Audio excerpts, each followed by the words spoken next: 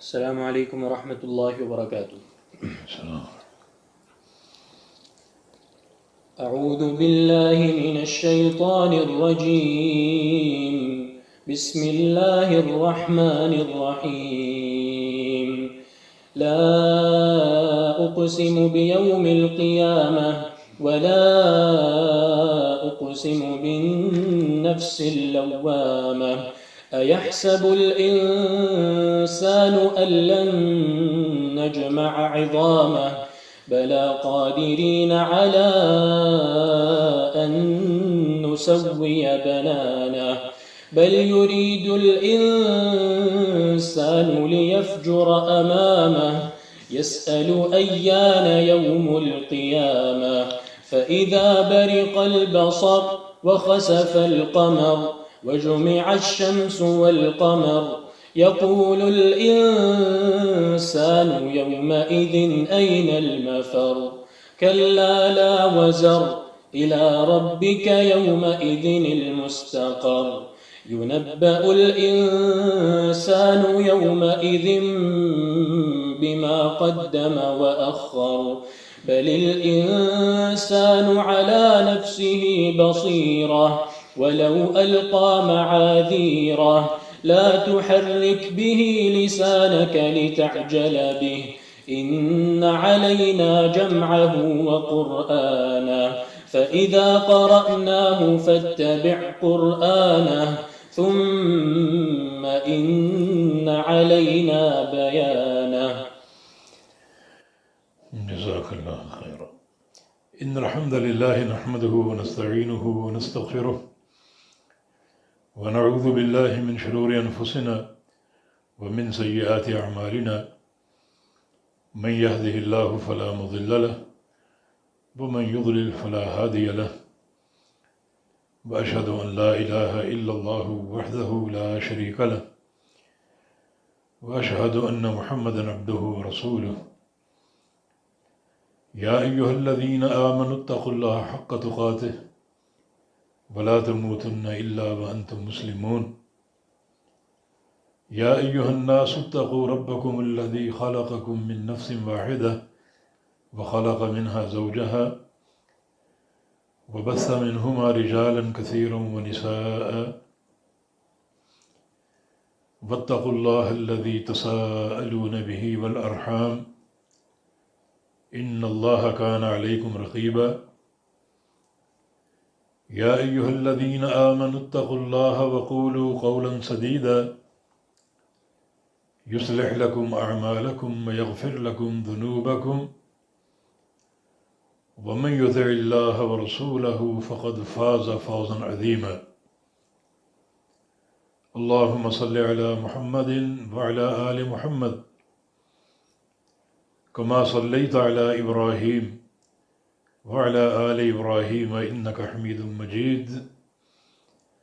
اللهم بارك على محمد وعلى آل محمد كما باركت على إبراهيم وعلى آل إبراهيم إنك حميد مجيد۔ سبحانك لا علم لنا إلا ما علمتنا إنك أنت العليم الحكيم۔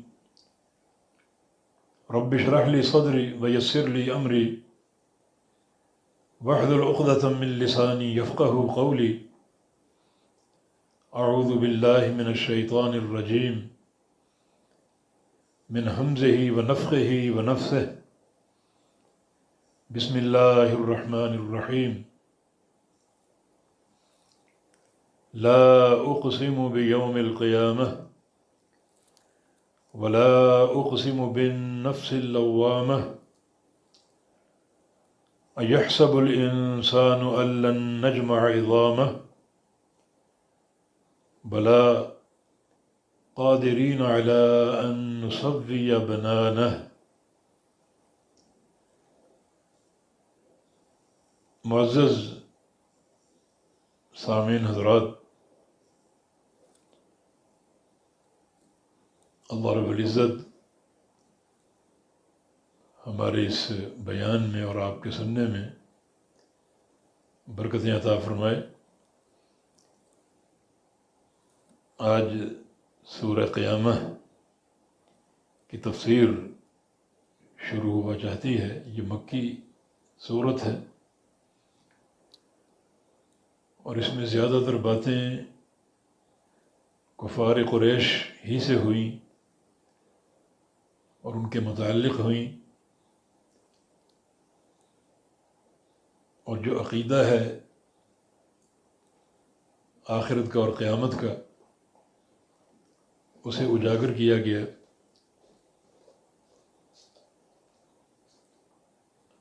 اور عمومی طور پر لوگوں کو فکر آخرت اور استعداد للآخرت کی دعوت دی گئی. اللہ تعالیٰ فرماتا ہے لا اقسم بیوم القیامہ. یہ لا، یہ کلمہ نفی ہے جس کا معنی نہیں، مگر یہاں یہ لا زائدہ ہے. اور کلام عرب میں یہ بات معروف ہے، ان کے جو اشعار ہماری طرف نقل ہوئے ان اشعار میں یہ اسلوب بکثرت موجود ہے، اور جو ان کی نثر کی عبارت ہے اس میں بھی قسم سے قبل لا زائدہ کا استعمال ملتا ہے. اور چونکہ قرآن حکیم لغت عرب پر ہے اور انہی کے اسلوب پر باتیں کرتا ہے، اس لیے یہ اسلوب بھی قرآن نے اختیار کیا کہ قسم سے قبل لا زائدہ ذکر کیا. کیوں؟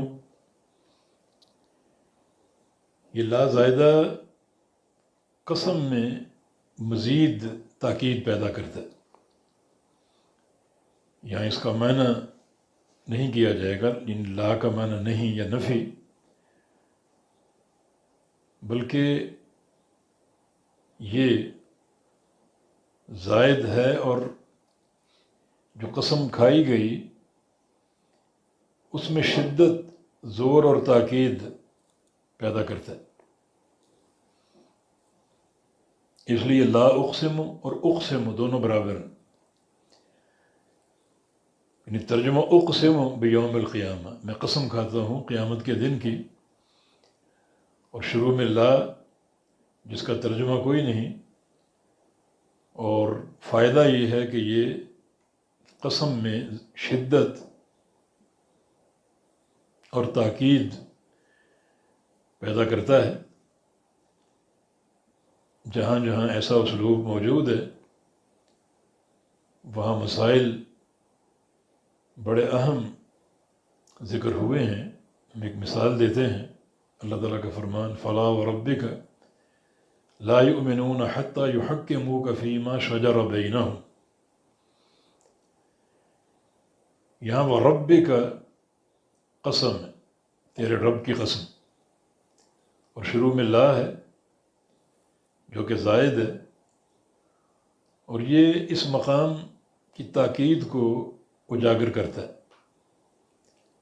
تیرے رب کی قسم، لا یؤمنون، یہ لوگ مومن نہیں ہو سکتے، حتیٰ یحکموک فیما شجر بینہم، حتیٰ کہ وہ آپ کو حاکم مان لیں، فیصلہ کرنے والا مان لیں اپنے اختلافات میں، اپنے تنازعات میں. جو بھی ان کے اختلافی امور ہیں، بجائے اس کے کہ وہ اپنے بڑوں سے حل کروائیں، اپنے آباء و اجداد کی طرف ان کو لے کر جائیں، اپنے پیروں مرشدوں کی طرف لے کر جائیں، اپنے اماموں کی طرف لے کر جائیں، جب تک وہ اختلافی امور آپ کی طرف لے کر نہیں جاتے اور آپ سے فیصلہ نہیں کرواتے، اس وقت تک یہ مومن نہیں ہو سکتے. یہ مسئلہ بڑا اہم ہے. آپ سے فیصلہ کرانے سے مراد یہ ہے کہ جب تک آپ کی حیات طیبہ موجود ہے تو آپ کی طرف رجوع کریں، آپ کی ذات اقدس کی طرف، اور آپ کے انتقال کے بعد آپ کا دین ہے، آپ کی احادیث ہیں، قرآن پاک ہے، ان سے اختلافات کا تصفیہ چاہیں، جب تک ایسا نہیں کریں گے یہ مومن نہیں ہو سکتے۔ بلکہ اگر آپ کو حاکم تو مان لیں، فیصلہ کسی اور سے کرائیں، پھر بھی مومن نہیں ہو سکتے، اور فیصلہ بھی آپ سے کرا لیں مگر اس کو قبول نہ کریں، پھر بھی مومن نہیں ہو سکتے، اور قبول بھی کر لیں مگر دل میں کوئی خلجان، کوئی تنگی یا کوئی کھٹک محسوس کریں، پھر بھی مومن نہیں ہو سکتے۔ بلکہ یسلموا تسلیما، جب تک اس کو پوری طرح تسلیم نہ کر لیں اس وقت تک مومن نہیں ہو سکتے۔ یہ مقام بڑا اہم ہے، کیونکہ انسانی فطرت ایسی ہے کہ ہر مسئلے میں اختلاف ہے، ہر مسئلے میں، وہ عقیدے کا ہو، احکام کا ہو، معاملات کا ہو، اخلاقیات کا ہو، جو مسئلہ آپ اٹھا لیں آپ کو اختلاف ملے گا۔ حتیٰ کہ ذات باری تعالی، مثلا اللہ تعالیٰ کہاں ہے، اس میں کئی قول ہیں۔ کوئی کہتا ہے اللہ تعالیٰ عرش پر ہے اور یہی راجع اور حق ہے، کوئی کہتا ہے اللہ لا مکان ہے، نعوذ باللہ، نہ دائیں نہ بائیں، نہ آگے نہ پیچھے، نہ اوپر نہ نیچے۔ کوئی کہتا ہے کہ مومنوں کے دلوں میں ہے، کوئی کہتا ہے کہ ہر جگہ ہے، کوئی کہتا ہے ہر شے میں حلول کیے ہوئے ہے، یعنی ذات باری تعالیٰ کے بارے میں اختلاف۔ تو یہاں اللہ تعالیٰ نے قسمیہ اسلوب اختیار کیا، اور قسم سے قبل لا زائدہ لا کر اس میں شدت اور زور اور تاکید پیدا کی، تاکہ یہ مسئلہ آپ کے بند کانوں کو دستک دے اور ان کانوں کو کھولے کہ یہ بات سن لو، ہر مسئلے میں اختلاف ہوگا، تو ضروری ہے کہ وہ سارے اختلافی مسائل میرے حبیب کی طرف لے کر آؤ۔ وَمَا اخْتَلَفْتُمْ فِيهِ مِنْ شَيْءٍ فَحُكْمُهُ إِلَى اللَّهِ، تم جس چیز میں اختلاف کرو فیصلہ اللہ ہی کرے گا۔ رسول اللہ صلی اللہ علیہ وسلم کا فیصلہ کرنا اللہ تعالیٰ کی وحی کے ساتھ ہوگا، حقیقت میں فیصلہ اللہ کا ہوگا۔ یہ بات تھوڑی سی پھیل گئی، ہم یہ عرض کر رہے ہیں کہ قسم اللہ تعالیٰ کا ذکر کرنا یہ ویسے ہی ایک کلام میں شدت پیدا کرتا ہے، اور اللہ کا کلام بغیر قسم کے بھی ہو تو وہ عظیم تر اور عظیم ترین ہے، وہ مؤکد ہے، وہ شدید ہے، وہ حق ہے۔ اور اگر اللہ تعالیٰ کا کلام قسم سے شروع ہو تو مزید وہ مؤکد ہے، اور قسم سے قبل اگر لا زائد حرف آ جائے تو مزید تاکید مقصود ہے۔ تو اللہ تعالیٰ فرما رہا ہے لا اقسم بیوم القیامہ، میں قسم کھاتا ہوں قیامت کے دن کی، میں قسم کھاتا ہوں قیامت کے دن کی۔ قیامت یعنی آخرت، جس پر ایمان لانا ہمارے ارکان ایمان میں سے ایک رکن ہے۔ یعنی ایمان کے 6 ارکان ہیں، اللہ پر ایمان، اللہ کے فرشتوں پر، کتابوں پر، رسولوں پر، اور قیامت پر اور تقدیر پر۔ تو قیامت پر ایمان لانے کا معنی یہ ہے کہ مرنے کے بعد جو خبریں اللہ اور اس کے رسول نے دیں، قبر کے احوال ہیں یا قبر کے حالات ہیں، اور پھر نفخ صور، پھر قیامت، خلقت کا جمع ہونا، اور پھر قیامت کے تعلق سے پل صراط، حوض کوثر، میزان، جنت اور جہنم، ان تمام چیزوں پر ایمان لانا۔ اگر کسی بھی چیز میں آپ کے اندر انکار کی کیفیت ہے، یہ شک موجود ہے، تو قیامت پر ایمان آپ کا معتبر نہیں ہوگا۔ اور جب ایک رکن پر آپ کا ایمان غیر معتبر ہو تو آپ کا مکمل ایمان ہی غیر معتبر ہے۔ ضروری ہے کہ جو ارکان ایمان ہیں 6، ان کو صحیح طور پر مانے، سمجھے اور ان پر ایمان لائے۔ تو یوم القیامہ قیامت کا نام ہے یہ، اور اس کو قیامت اس لیے کہا جاتا ہے، یہ قام یقوم قومن و قیامن مصدر ہے، کھڑا ہونا، کہ اس دن لوگوں نے کھڑا ہونا ہے میدان محشر میں، جس کو موقف بھی کہا جاتا ہے، ان کھڑے ہونے کی جگہ، یوم یقوم الناس رب العالمین، اس دن کھڑا ہونا پڑے گا لوگوں کو رب العالمین کے لیے، تو ایک لمبا عرصہ کھڑے ہوں گے اللہ تعالیٰ کے انتظار میں، پھر ایک لمبا عرصہ کھڑے ہوں گے حساب و کتاب کے تعلق سے، تو اس لیے اس دن کو یوم القیامہ کہا جاتا ہے، کھڑا ہونے کا دن اللہ تعالیٰ کے لیے۔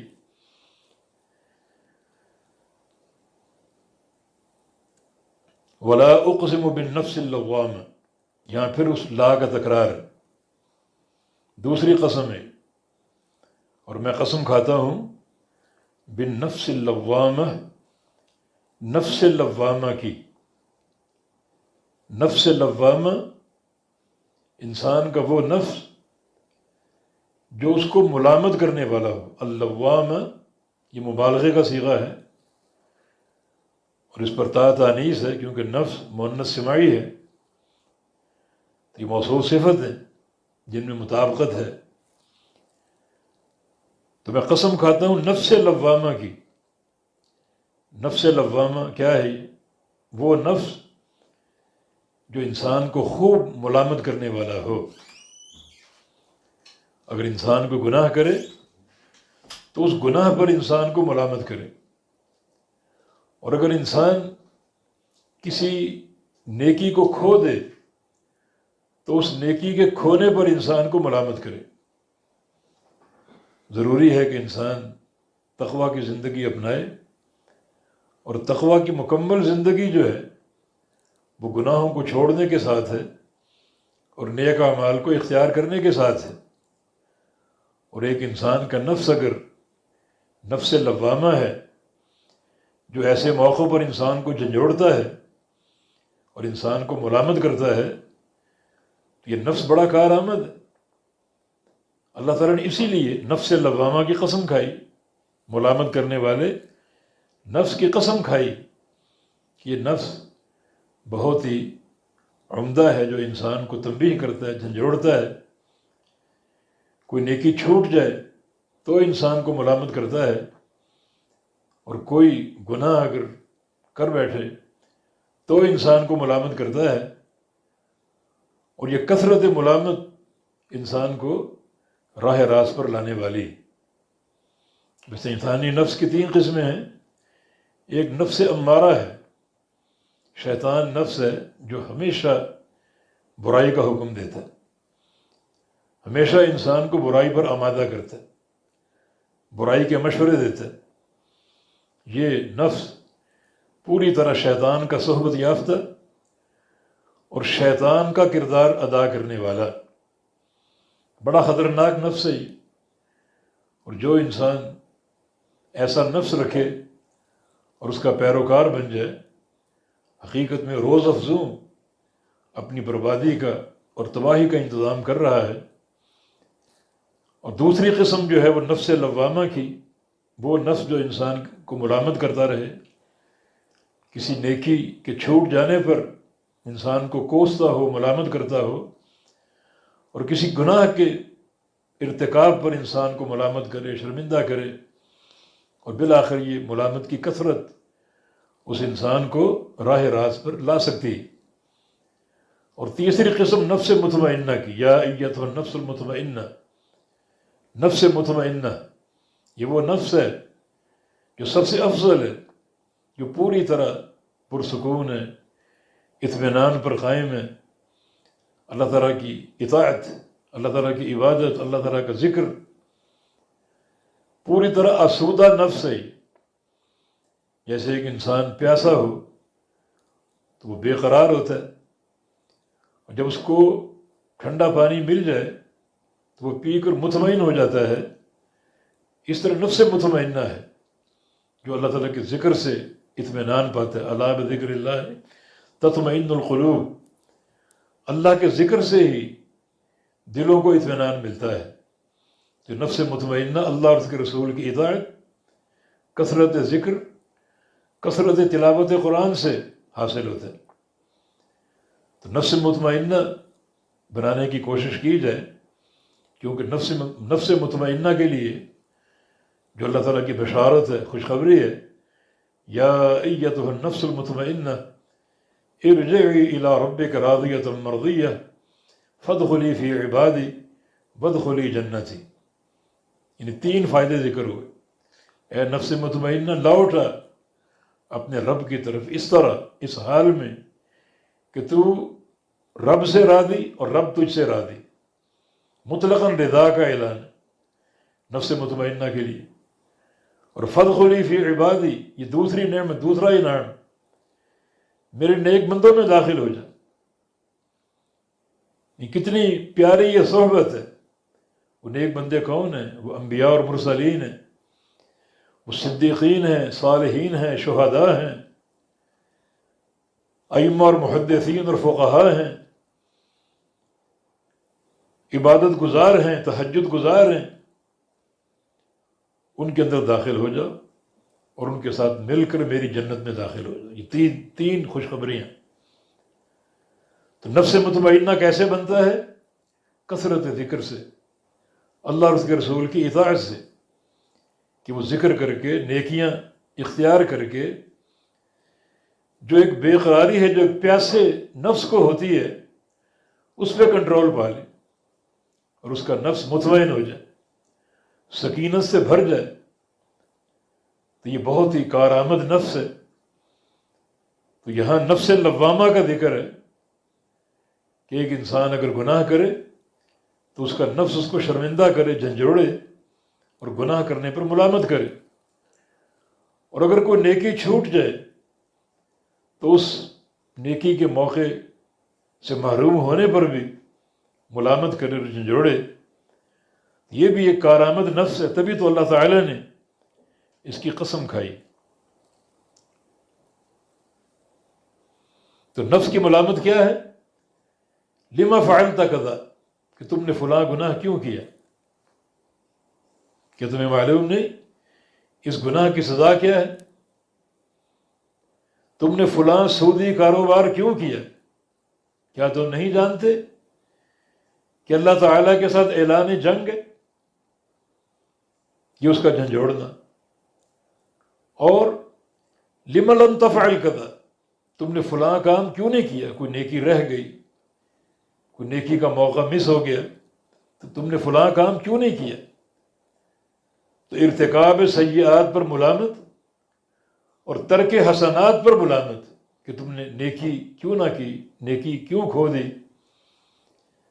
کیونکہ نیکیوں کا اختیار کرنا، چھوٹی ہوں بڑی ہوں، یہ بھی نفس کو نفس مطمئنہ بناتا ہے۔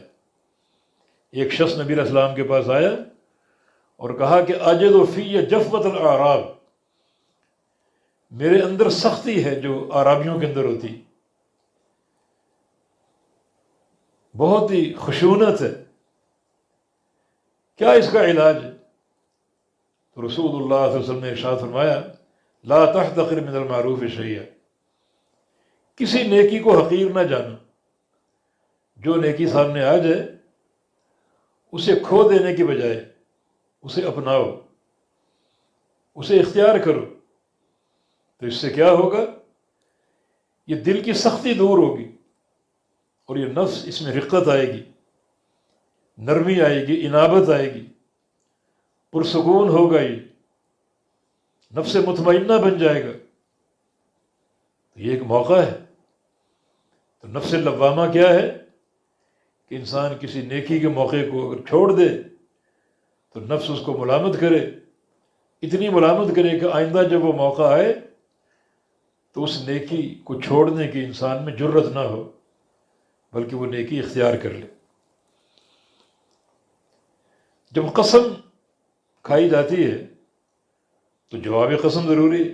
بے قسم آپ نے کس چیز پر کھائی؟ قسم کیوں کھائی؟ اگر آپ کہیں اللہ کی قسم اور آگے بولے ہی نہ تو جواب قسم کے بغیر جملہ ادھورا ہے۔ تو یہاں قسم آ گئی، اب جواب قسم کیا ہے؟ اَيَحْسَبُ الْإِنسَانُ اللہ نجمع عظامہ، انسان کیا سمجھتا ہے؟ یہ حرف استفہام ہے، اور یہ استفہام انکاری ہے.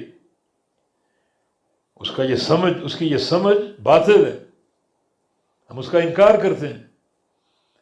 ایحسب الانسان، کیا سمجھتا ہے انسان؟ اللہ نجمع عظامہ، کہ ہرگز ہم جمع نہیں کریں گے اس کی ہڈیوں کو. یعنی اس کو ہماری قدرت پر شک ہے کہ انسان جب مر جاتا ہے تو اس کی ہڈیاں ہم جمع کرنے پر قادر نہیں ہیں اور قیامت کو قائم کرنے پر قادر نہیں. یہ انسان کی سمجھ ہے. الانسان سے مراد کافر انسان جو معاد کا اور آخرت کا انکار کرتے ہیں. اگرچہ الانسان اس میں عموم ہے، جن سے انسان، مگر مراد وہ انسان جو قیامت کے منکر ہے، کافر. تو کیا سمجھتا ہے یہ انسان کہ ہم اس کی ہڈیاں جمع نہیں کر سکیں گے؟ یہ عاص بن وائل مشرک، اسے ایک بھربھری سی ہڈی ملی، وہ لے کر نبی علیہ السلام کے پاس آ گیا اور آپ کو ہڈی دکھائی اور اپنی انگلیوں سے مسل کر اس کو پاؤڈر بنا دیا اور پھونکے مار کے اڑا دیا اور کہا کہ دیکھو، جب انسان ایسی ہڈی بن جاتا ہے اور وہ بالکل خاک میں مل جاتی ہے جیسے ہم نے اس کو پھیلا دیا، تو اللہ تعالیٰ اس کو جمع کر کے دوبارہ کیسے بنائے گا؟ کیسے ممکن ہے کہ ہڈیاں بھر جائیں، ان کا پاؤڈر بن جائے، مٹی میں وہ مختلط ہو جائیں اور پھر ان کو ہوائیں اڑا کر ادھر ادھر بکھیر دیں. یہ انسان کیسے دوبارہ جمع ہوگا؟ یہ ہے انسان کا خناس، اللہ تعالیٰ کی قدرت میں شک کرنے والے. اللہ تعالیٰ فرماتا ہے کہ بلا قادرین علی ان نسوی بنانہ. بلا کیوں نہیں؟ یہ بلا حرف ایجاب ہے. حرف ایجاب یہ کہ کوئی پیچھے جملہ ہو جس میں کسی چیز کا انکار مفہوم ہو رہا ہو تو بلا اس انکار کی نفی کرتا ہے، حرف ایجاب. اس لیے بلا پر علماء نے وقف کا مشورہ دیا ہے. اور آگے قادرین علی ان نسوی بنانہ، یہاں سے ایک نئے جملے کی ابتدا ہے. قادرین علی ان نسوی بنانہ، نئے جملے کی یہ ابتدا ہے. ویسے قادرین حال ہے اور نجمعها ان فعل محذوف مان لیں تو ہا جو ضمیر مفعول واقع ہو رہی ہے، اس سے یہ حال واقع ہو رہا ہے. ہم قادر ہیں علی ان نسوی بنانہ، اس بات پر کہ ہم برابر کر دیں اس کے پوروں کو، اس کے پوروں تک کو برابر کر دیں. انسان یہ سمجھتا ہے کہ اس کی ہڈیوں کو ہم دوبارہ جمع نہیں کر سکیں گے اور دوبارہ اس کو انسان نہیں بنا سکیں گے. کیوں نہیں؟ ہم تو اس کے پوروں تک کو برابر کرنے پر قادر. انگلیوں کے پورے، پھر ان انگلیوں کی لطیف رگیں، پھر ناخن، پھر انگلیوں کے خطوط. تو جن انگلیوں کے ساتھ، پوروں کے ساتھ، خطوط اور ناخنوں کے ساتھ انسان پیدا ہوا، پھر مرا، اس کے جب دوبارہ بنائیں گے تو اس کے ہاتھ بھی ویسے ہوں گے، انگلیاں ویسی ہوں گی، پورے ویسے ہوں گے، پوروں کے خطوط ویسے ہوں گے، ناخن ویسے ہوں گے. اور یہ باریک کام ہے. جب یہاں تک ہم قادر ہیں تو جو اس کے جسم کے بڑے اعضاء ہیں وہ کیوں نہ بنا پائیں گے؟ یعنی یہ باریک اور لطیف کام، ان پر ہم قادر ہیں اور بالکل ویسا ہی انسان کو بنائیں گے جیسا وہ تھا، حتیٰ کہ انگلیوں کے پوروں تک. یہ ہماری قدرت پر شک کرتا ہے.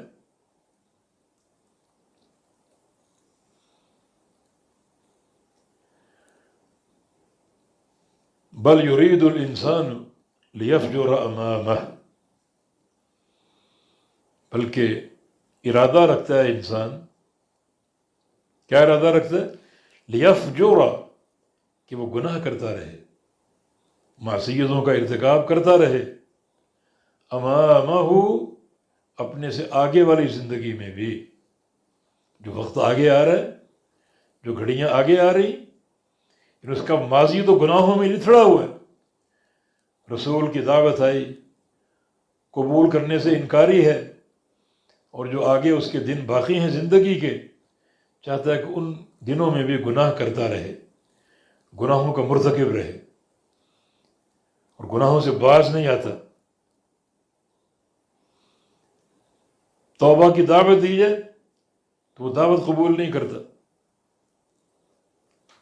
تو یہ انسان کی گویا چاہت ہے اور اس کا ارادہ ہے کہ گناہ گار زندگی پر ڈٹا رہے اور قائم رہے، نہ وہ اسلام اور اطاعت قبول کرے اور نہ توبہ اور انابت کا راستہ اختیار کرے۔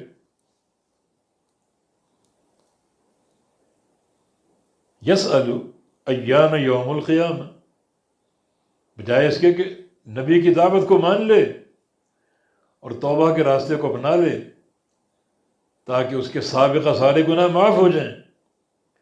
الاسلام یہدم ما کان قبلہ، اسلام قبول کرنے سے پچھلی زندگی کے گناہ معاف ہو جاتے ہیں، بلکہ الٹا مذاق اڑاتا ہے، استہزاء کرتا ہے اور کہتا ہے اچھا بتاؤ تو صحیح، یہ قیامت کب آئے گی؟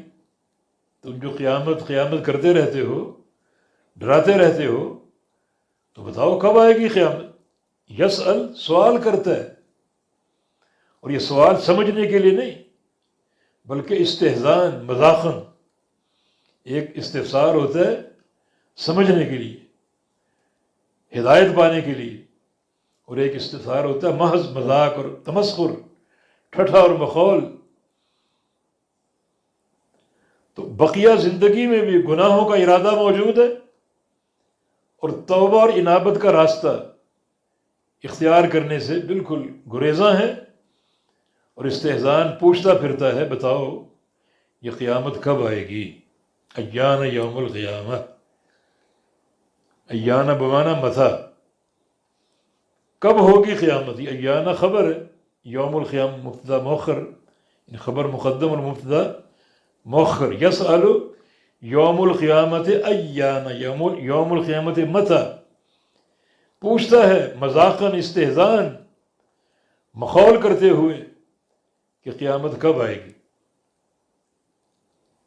سن لو پھر، فَإِذَا بَرِقَ الْبَصَرُ وَخَسَفَ الْقَمَرُ، جب یہ آنکھیں پتھرا جائیں گی، یہ چندھیا جائیں گی، یہ دو لغتیں، یہ دو قرأتیں ہیں، بارقہ اور بارقہ۔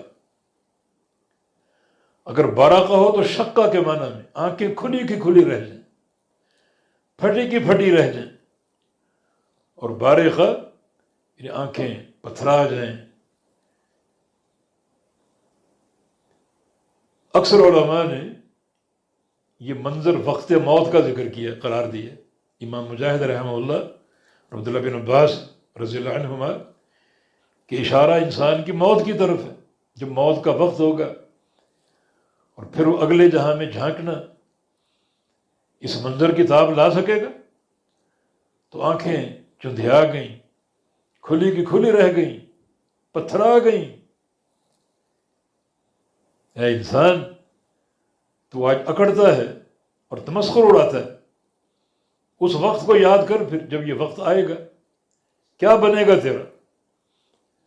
تو فَإِذَا بَرِقَ الْبَصَرُ، جب آنکھیں پتھرا جائیں گی اور کھلی کی کھلی رہیں گی،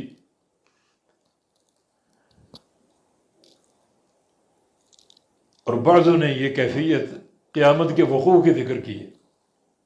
قیامت کا وقوع بھی بڑا خوفناک ہوگا، یہ زلزلہ، ارتعاش، آسمانوں زمینوں پہاڑوں کی ٹوٹ پھوٹ، سورج چاند ستاروں کا بے نور ہونا، تو یہ منظر دیکھ سکو گے؟ اس منظر کی تاب لا سکو گے؟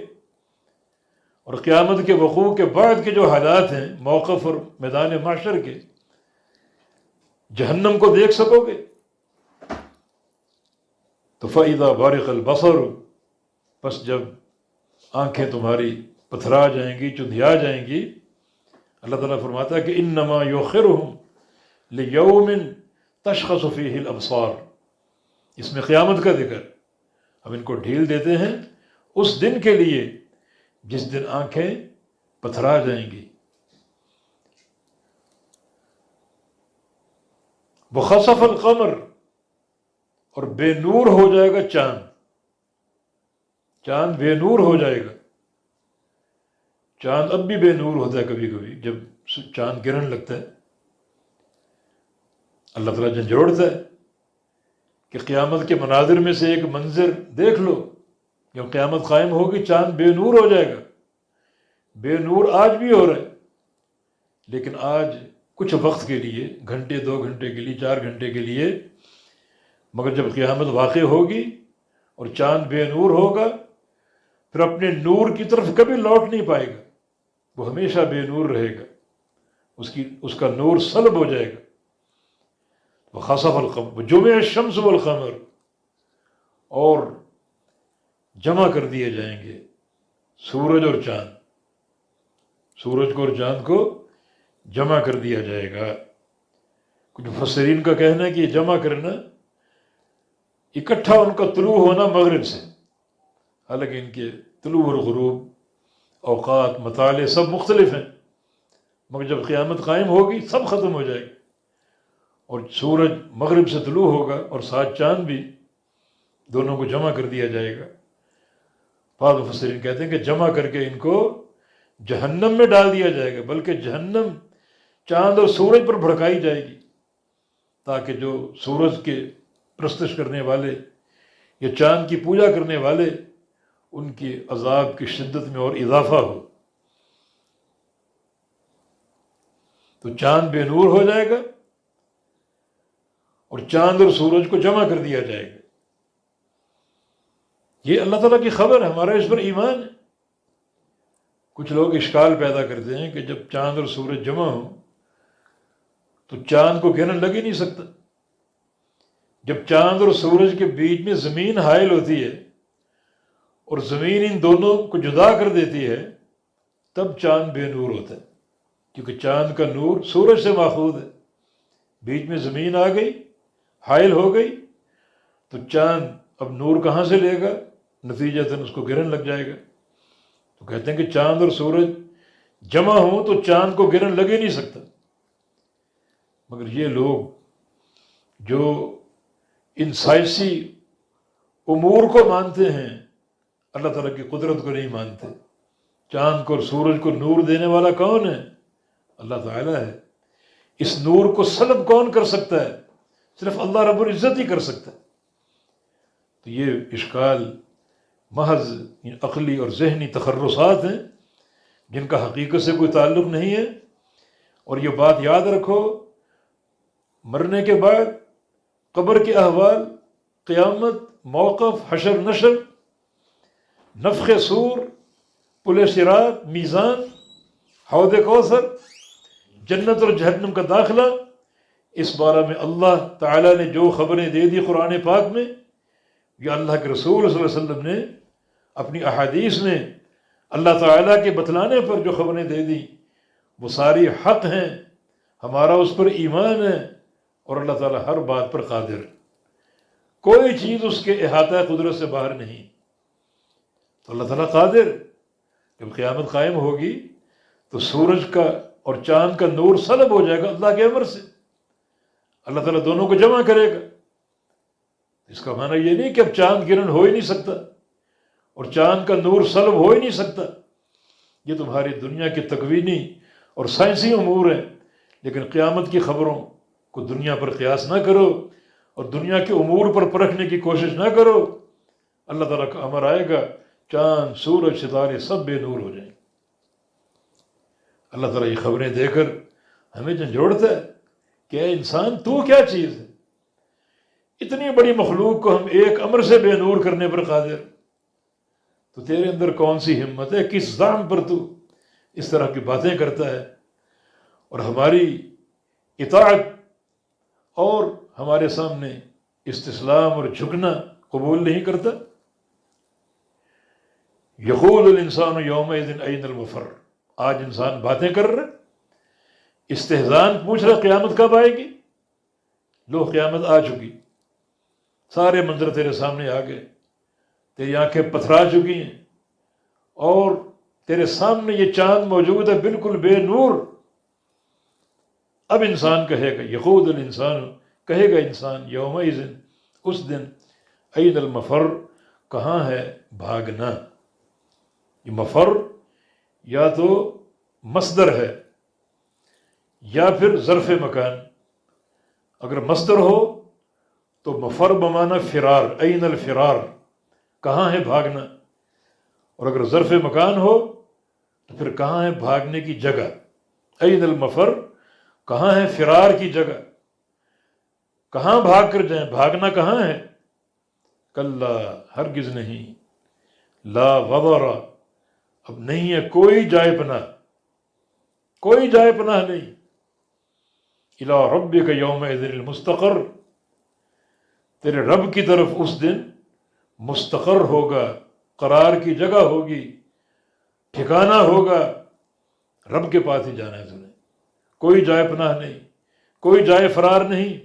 الی ربک یومئذ المستقر، الی ربک جار مجرور ہے،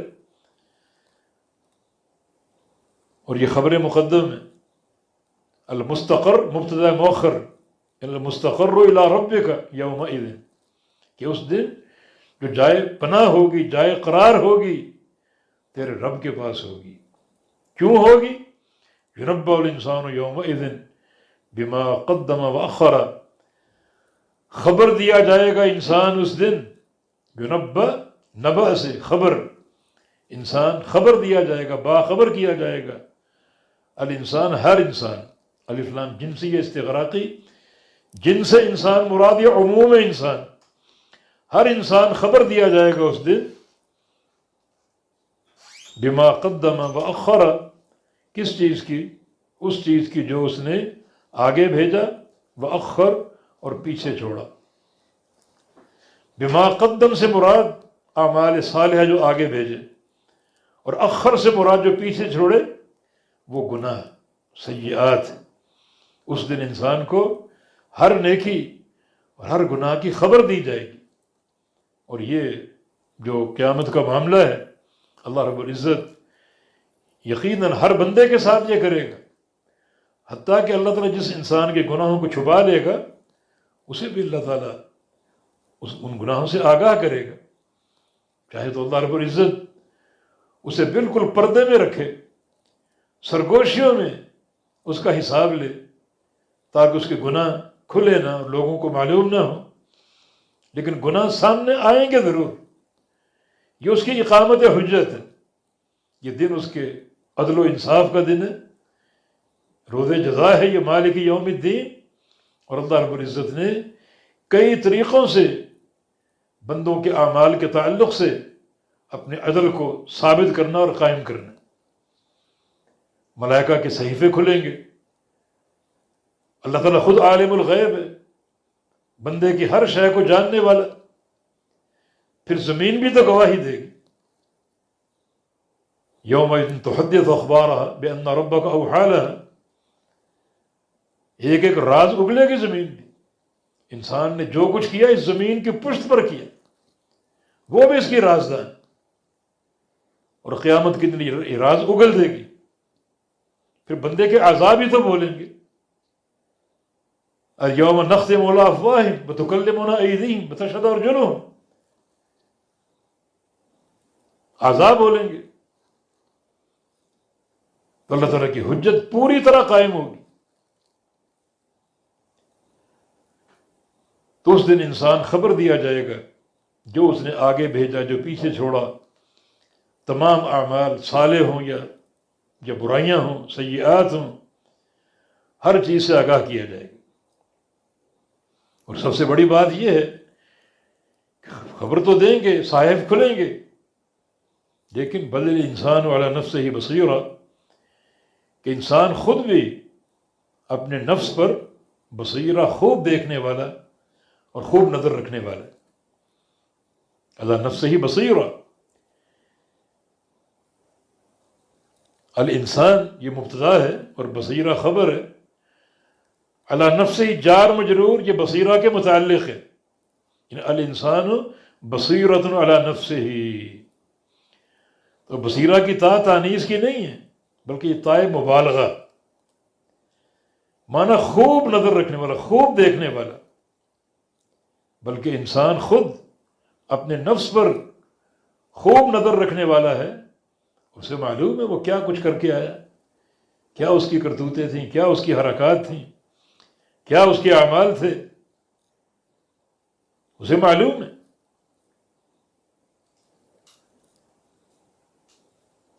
بل الانسان علی نفسہ بصیرہ. بلکہ انسان خود اپنے نفس پر خوب نظر رکھنے والا، اپنے تمام اعمال سے باخبر. ولو القی معاذیر. اور اگرچہ وہ ڈالے یا اختیار کرے معاذیرہ اپنی معذرتیں، اپنے عذر، مگر عذر باطل ہوں گے.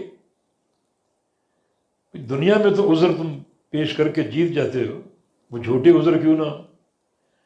لیکن قیامت کے روز اللہ رب العزت کے سامنے جو عالم الغیب والشہادہ اور فرشتوں کے صحائف کھلے ہوئے ہیں، تمہارے اپنے اعضاء گواہی دے رہے ہیں، تو کہاں عذر پیش کرو گے؟ عذر پیش کرنے کی ہمت ہے؟ یوم تشہد علیہم السنتہم وایدیہم وارجلہم بما کانوا یعملون. اس دن گواہی دیں گے ان کے خلاف ان کی زبانیں بھی، ان کے ہاتھ بھی، ان کے پاؤں، ان کی ٹانگیں بھی، جو کچھ وہ کرتے رہے. کہاں عذر پیش کرو گے؟ تمہارے نفس کے اعضاء تمہارے خلاف ہوں گے، گواہی دیں گے، تو عذر کہاں پیش کرو گے؟ کس کو پیش کرو گے؟ ولو القی معاذیر. اور اگرچہ وہ ڈالے اپنے عذر اور معذرتیں کرے، لیکن معذرتیں باطل ہوں گی، کام نہ آئیں گی. یہ معاذیر جمع ہے معذرہ کی، اور یہ جمع علی خلاف القیاس ہے. یعنی مفعلہ کا وزن، اس کی جمع مفاعیل نہیں آتی، مفاعل آتی. تو یہ جمع علی خلاف القیاس ہے. اس قسم کی جمع کو جمع سماعی کہا جا سکتا ہے، کہ ایسی جمع جو قاعدے پر نہیں بلکہ عربوں کے سماع پر ہیں.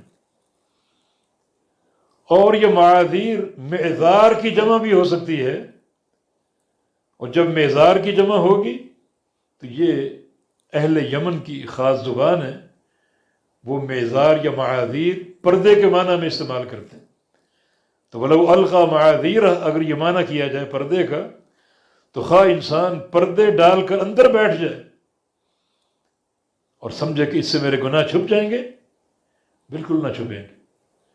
سارے گناہ سامنے آئیں گے اور کوئی معذرت اس کی قابل قبول نہ ہوگی. تو یہاں تک جو معاملہ تھا منکرین معاد کا، منکرین قیامت کا، اللہ تعالیٰ نے اس پر بات کی. آگے ایک نیا مضمون ہے، وہ 4-5 آیتیں ہیں، اور 4-5 آیتوں کے بعد دوبارہ پھر منکرین قیامت کا ذکر شروع ہو جائے گا. تو یہ نیا مضمون چھوٹا سا، یہ بیچ میں ذکر ہے.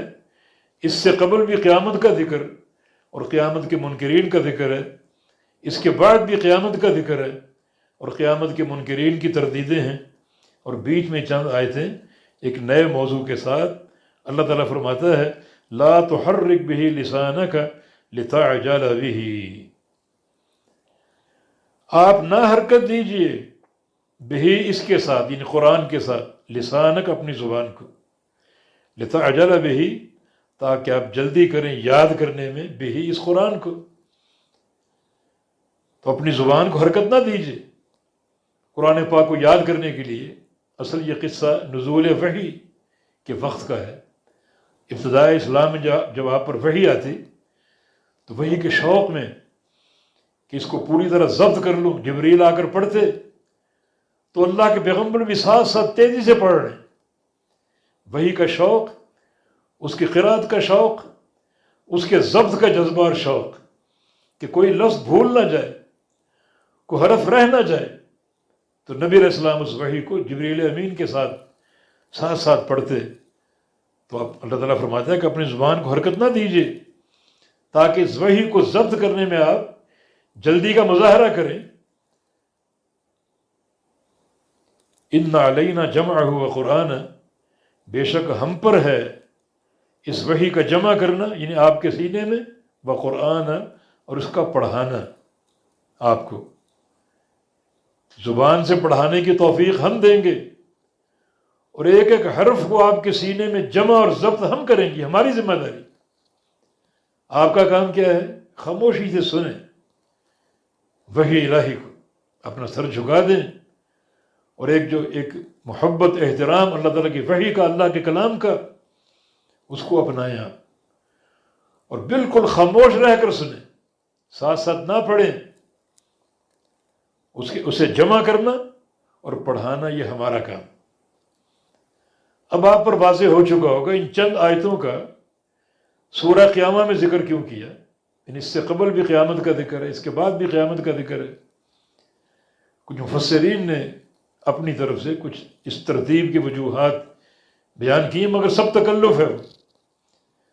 جو بات سمجھ آتی ہے وہ یہ ہے کہ رسول اللہ صلی اللہ علیہ وسلم جب وحی اترتی اور جبریل جو آیتیں آپ پر پڑھتے، اور جبریل امین جاتے ہوئے بتا کر جاتے کہ ان آیتوں کو فلاں صورت میں رکھو، اس صورت کو فلاں مقام پر رکھو، ترتیب بتا کر سمجھا کر جاتے، اور اللہ کے پیارے پیغمبر پھر اس وحی کو صحابہ کے سامنے پڑھتے، اور جو کاتبین وحی ہوتے ان سے فرماتے کہ یہ آیتیں فلاں صورت میں رکھو۔ ان ساری ترتیب توقیفی، یہ صورتیں فلاں مقام پر رکھو، یہ آیتیں فلاں صورت میں رکھو۔ تو یہ جو آیتیں ہیں لا تحرک بہ لسانک، کہ زبان کو حرکت نہ دیجیے، ان آیتوں کا ما قبل اور ما بعد سے کوئی ظاہری تعلق نہیں بن رہا۔ ما قبل بھی انکار قیامت کا ذکر ہے، قیامت کے منکرین کا ذکر ہے، اور ما بعد بھی منکرین قیامت کا ذکر ہے۔ اور یہ چند آیتیں کہ وحی آپ سنیں، ساتھ ساتھ نہ پڑھیں، بظاہر کوئی تعلق نظر نہیں آتا۔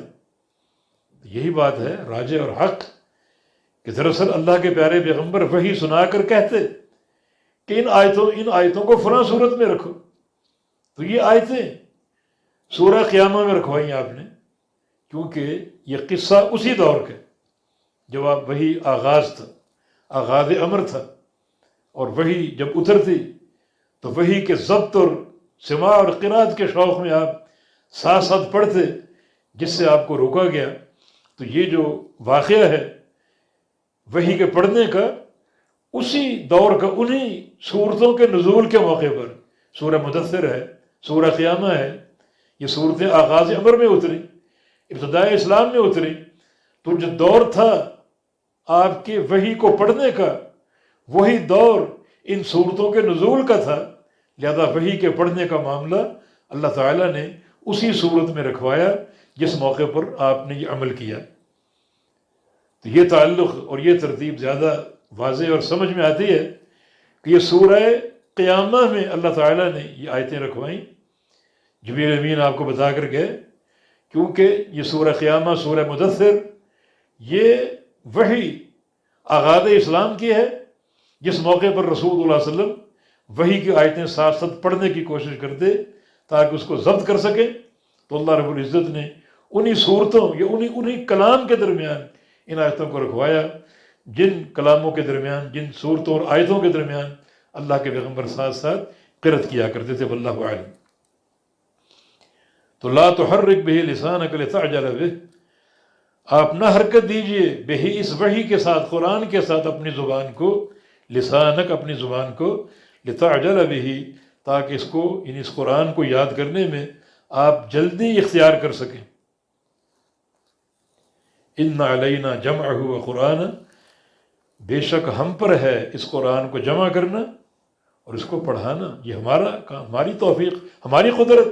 سنقرئک فلا تنسیٰ، ہم پڑھائیں گے آپ کو اور آپ کبھی بھولیں گے نہیں، کبھی نہیں بھولیں گے، ہم پڑھائیں گے آپ کو۔ تو یہ جمع کرنا اور پڑھانا یہ ہماری توفیق سے ہوگا۔ فَإِذَا قَرَأْنَاهُ، پس جب ہم پڑھیں اسے، اس وحی کو، قرآن کو، فاتبع قرآن، تو آپ پیچھے پیچھے چلیے، پیروی کیجیے قرآن اس کے پڑھنے کی، معنی سنیں اور ساتھ ساتھ نہ پڑھیں اور سکوت اور خاموشی اختیار کریں. ثم ان علینا بیانہ، پھر بے شک ہم ہی پر ہے اس کا بیان بھی.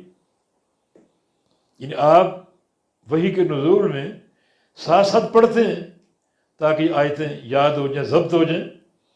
ہم آپ کو بتا رہے ہیں کہ آپ صرف سنیں، یہی کافی. ہم اس وحی کے تعلق سے 3 کام کریں گے. ایک، اسے آپ کے سینے میں ہم محفوظ کریں گے ہماری قدرت سے. یہ وحی آپ کے سینے میں ضبط ہو جائے گی، منضبط ہو جائے گی اور محفوظ ہو جائے گی. ایک حرف آپ نہیں بھولیں گے، ایک حرف فراموش نہیں کر سکیں.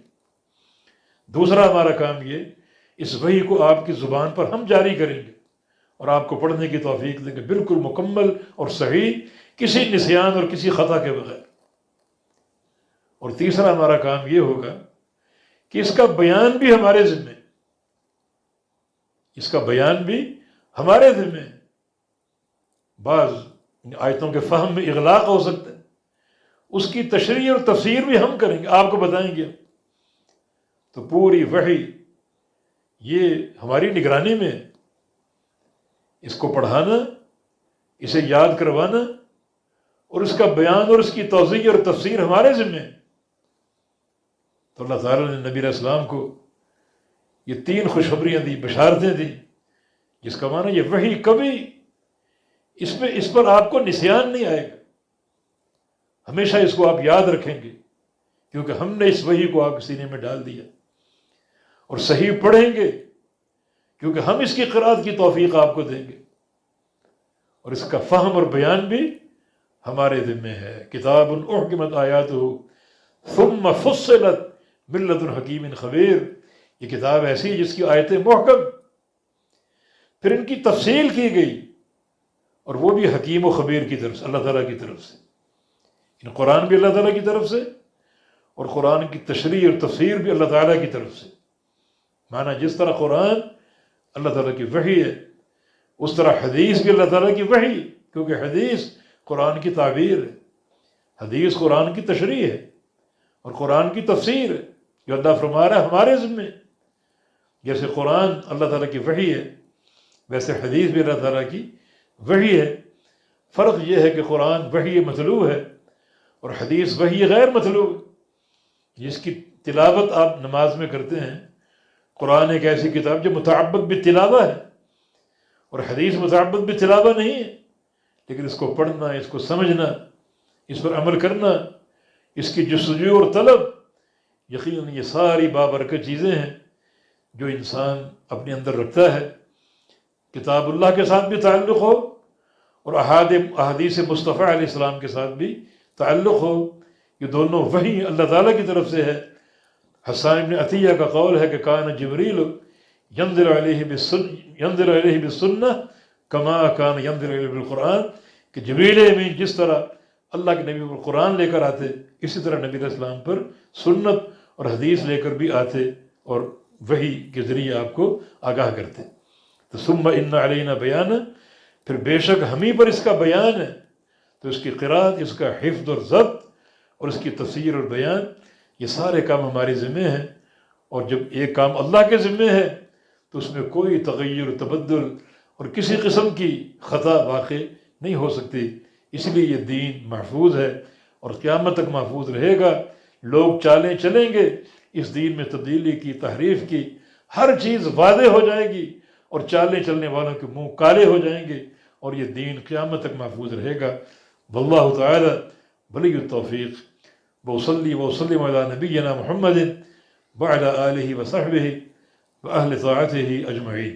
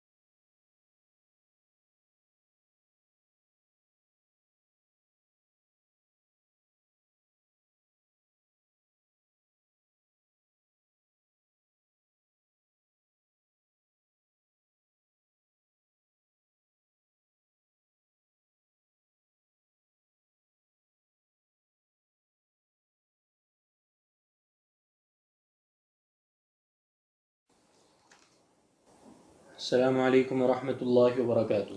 السلام. اعوذ باللہ من الشیطان الرجیم. بسم اللہ الرحمن الرحیم. لا اقسم بیوم القیامہ ولا اقسم بالنفس اللوامہ.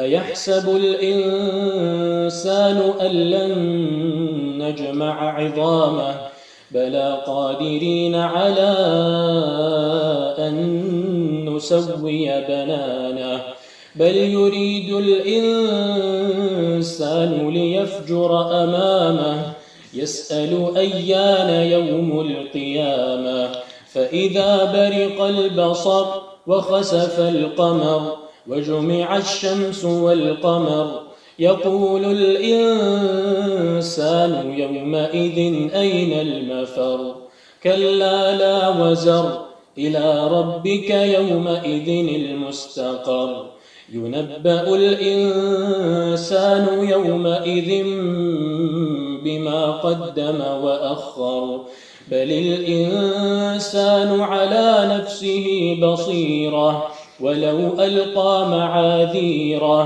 لا تحرك به لسانك لتعجل به إن علينا جمعه وقرآنه فإذا قرأناه فاتبع قرآنه ثم إن علينا بيانه. جزاك الله خيرا.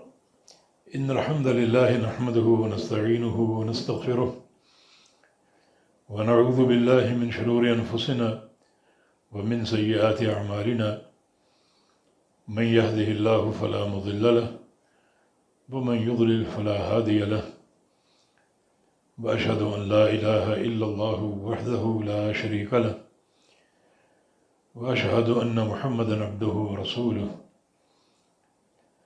يا أيها الذين آمنوا اتقوا الله حق تقاته ولا تموتن إلا وأنتم مسلمون. يا أيها الناس اتقوا ربكم الذي خلقكم من نفس واحدة وخلق منها زوجها وبث منهما رجالا كثيرا ونساء واتقوا الله الذي تساءلون به والأرحام إن الله كان عليكم رقيبا.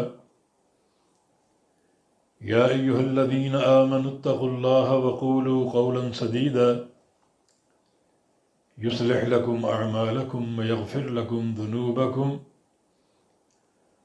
ومن يطع الله ورسوله فقد فاز فوزا عظيما. اللهم صل على محمد وعلى آل محمد كما صليت على إبراهيم وعلى آل إبراهيم إنك حميد مجيد. اللهم بارك على محمد وعلى آل محمد كما باركت على إبراهيم وعلى آل إبراهيم إنك حميد مجيد. سبحانك لا علم لنا إلا ما علمتنا إنك أنت العليم الحكيم. رب اشرح لي صدري ويسر لي أمري واحلل عقدة من لساني يفقه قولي. أعوذ بالله من الشيطان الرجيم من همزه ونفخه ونفثه. بسم الله الرحمن الرحيم. لا أقسم